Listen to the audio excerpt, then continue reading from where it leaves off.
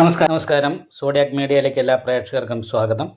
2026 May മാസത്തെ ചോതി നക്ഷത്രക്കാരുടെ നക്ഷത്രഫലം ഒന്ന് പരിശോധിച്ച് നോക്കാം. ചോതി നക്ഷത്രം എന്ന് പറയുമ്പോൾ തുലാക്കൂറിലാണ്. തുലാക്കൂറുകാരെ സംബന്ധിച്ച് 9ാം ഭാവത്തിൽ സർവേശ്വരകാരകനായിരിക്കുന്ന വ്യാഴം സഞ്ചരിക്കുന്ന സമയമാണ്. പ്രത്യേകിച്ചും ലഗ്നാധിപതിയായിരിക്കുന്ന ശുക്രനോട് യോഗം ചെയ്താണ്. അപ്പോൾ ഗുരുഭാർഗവ സംയോഗ ദിവ്യദാരോ മഹാധനി എന്ന് പറയുന്നൊരു യോഗം ഉള്ളത് കൊണ്ട് നല്ല ദാമ്പത്യ സുഖം അനുഭവിക്കാനായിട്ട് യോഗമുണ്ട്. ധനാഭിവൃദ്ധി ഉണ്ടാകാൻ യോഗമുണ്ട്.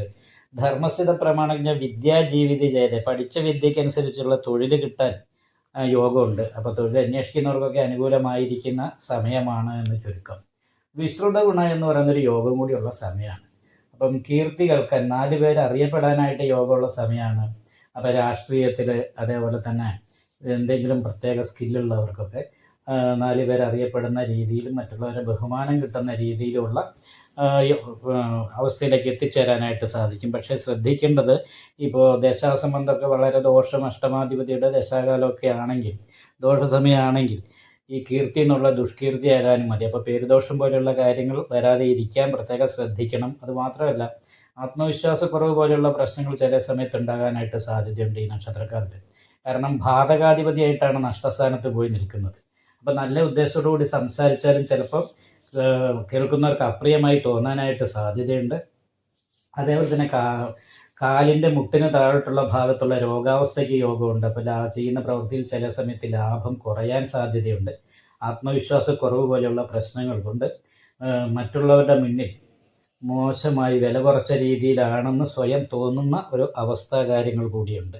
എന്തായാലും ഉത്സാഹ ശൗര്യ ധനസാഹസവാൻ പ്രസിദ്ധ എന്ന് പറയുന്ന യോഗമാണ്. ശ്രീമാൻ ഗണേശ വിജയി നിർഭവലോസ്ത എന്ന, അതായത് ഉത്സാഹം കൂടുക, ശൗര്യം കൂടുക, എന്ത് പ്രവൃത്തിയും ചെയ്തിട്ട് സാമ്പത്തികമായ നേട്ടം ഉണ്ടാക്കിയിട്ട് രാജാവിനെ പോലെ ജീവിക്കാനുള്ള യോഗമാണ്. അപ്പോൾ ഈ ചാരവശാലുള്ളൊരു യോഗം എന്ന് പറയുമ്പോൾ ഈ സമയത്ത് വളരെ ആക്റ്റീവായിട്ട് കാര്യങ്ങൾ ചെയ്യാനായിട്ട് സാധിക്കും. അതേപോലെ തന്നെ ദാമ്പത്യ സംബന്ധമായിട്ട് ഭാര്യയുടെ ഭാഗത്ത് നല്ല ഗുണങ്ങൾ ഉണ്ടാകാനായിട്ട് യോഗമുണ്ട്. ഇതൊക്കെ ആണെങ്കിലും 5ാം ഭാവത്തിൽ അമൃതവശകണ്ഠകാരകനായിരിക്കുന്ന രാഹുവാണ് നിൽക്കുന്നത്. അപ്പോൾ സന്തോഷിച്ചിരിക്കുമ്പോൾ പെട്ടെന്ന് ടെൻഷൻ തോന്നുക, അങ്ങനെ ഒരു പ്രശ്നമുണ്ട്.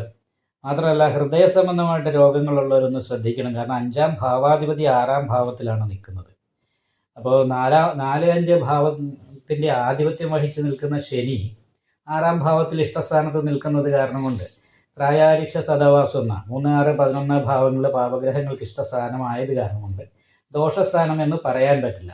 പക്ഷേ 5ാം ഭാവത്തിൽ രാഹു നിൽക്കുകയും 5ാം ഭാവാധിപതി 6ലേക്ക് പോവുകയും ചെയ്യുമ്പോൾ മാനസികമായിട്ടുള്ള ടെൻഷൻ പോലെയുള്ള കാര്യങ്ങൾ, ശാരീരികമായിട്ടുള്ള രോഗാവസ്ഥ കാര്യങ്ങൾ, ഈ 2 കാര്യങ്ങൾ പ്രത്യേകമായിട്ട് ശ്രദ്ധിക്കേണ്ടതാണ്. അതുകൊണ്ട് തന്നെ നാഗപൂജ ചെയ്യാനും, ബാധാസ്ഥാനത്ത് ക്ഷുദ്രകാരകനായിരിക്കുന്ന കേതു നിൽക്കുന്നത് കാരണം കൊണ്ട് നവഗ്രഹ പൂജ ചെയ്യുന്ന ക്ഷേത്രത്തിൽ കേതുപൂജ ചെയ്യാനും പ്രത്യേകം ശ്രദ്ധിക്കുക.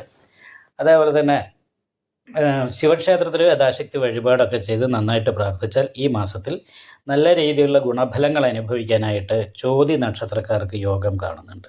ഈ വീഡിയോ ഇഷ്ടപ്പെട്ടാൽ ലൈക്ക് ചെയ്യുക, നിങ്ങളുടെ അഭിപ്രായങ്ങൾ കമൻറ്റ് ചെയ്യാം. ജ്യോതിഷവുമായി ബന്ധപ്പെട്ട കൂടുതൽ കാര്യങ്ങൾ അറിയാൻ ഈ ചാനൽ സബ്സ്ക്രൈബ് ചെയ്യുക. ഞങ്ങളുടെ ഓൺലൈൻ കൺസൾട്ടൻസി നമ്പർ താഴെ ഡിസ്ക്രിപ്ഷൻ ബോക്സിൽ കൊടുത്തിട്ടുണ്ട്. ആവശ്യമുള്ളവർക്ക് കോൺടാക്റ്റ് ചെയ്യാവുന്നതാണ്.